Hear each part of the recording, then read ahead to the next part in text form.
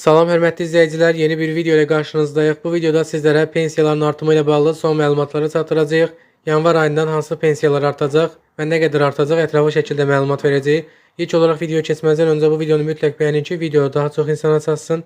Eyni zamanda kanalımıza mütləq abunə olun ki, biz növbəti dəfə video paylaşdığımız zaman sizə dərhal bildiriş gəlsin. Bəli, hörmətli izləyicilər, sosial müavinətlər, təqaüdlər və pensiyalar 2026-cı ilin yanvar ayından etibarən artırılacaq. Bütün sosial müavinətlərdə, pensiyalarda və təqaüdlərdə artımın olunması gözlənilir.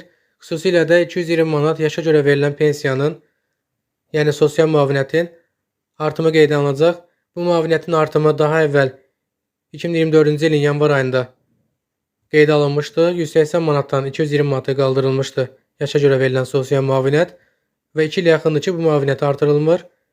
Daha əvvəl iyul ayında, bu ilin iyul ayında sosial müavinətlər, təqaüdlər artırılanda 220 manat yaşa görə verilən müavinətin də artırılması gözlənilirdi. Lakin bu müavinətin artırılması yanvar ayına saxlandı və üzümüzə gələn 2026-cı ilin yanvar ayından etibarən 220 manat yaşa görə verilən sosial müavinət 30 manat miqdarında hörmətli izləyicilər artırılacaq və artım demək olar ki, bəllidir.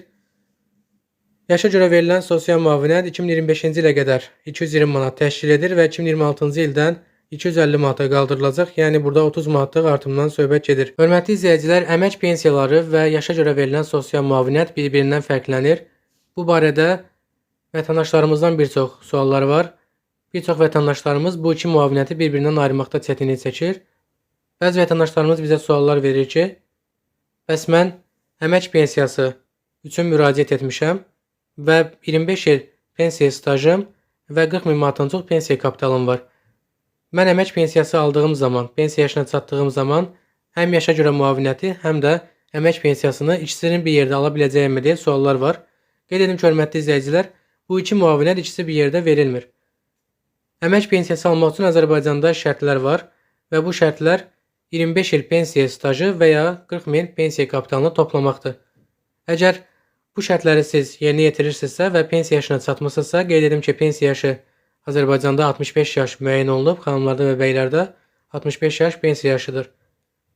Pensiya yaşına çatdıqda isə vətəndaşın fərdi məlumatlarına baxılır və 25 il staj və ya 40 min manatdan çox pensiya kapitalı varsa, həmin vətəndaşa əmək pensiyası təyin olunur.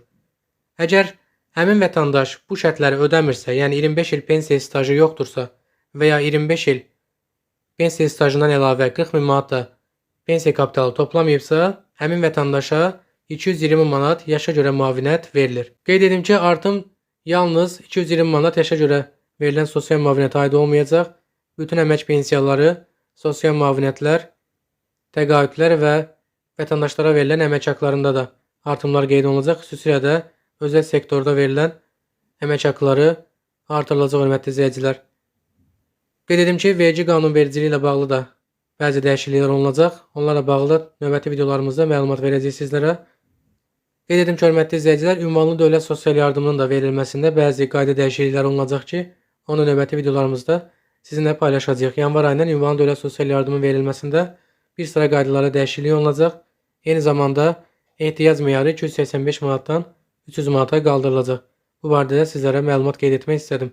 Təbii ki, növbəti videolarımızda daha ətraflı, detallı məlumatlar veriləcək. Növbəti videolarımızda xəbərdar olmaq üçün bu videonu mütləq bəyənməyiniz və kanala abunə olmağınız xahiş olunur. Növbəti videoda görüşmək ümidi ilə.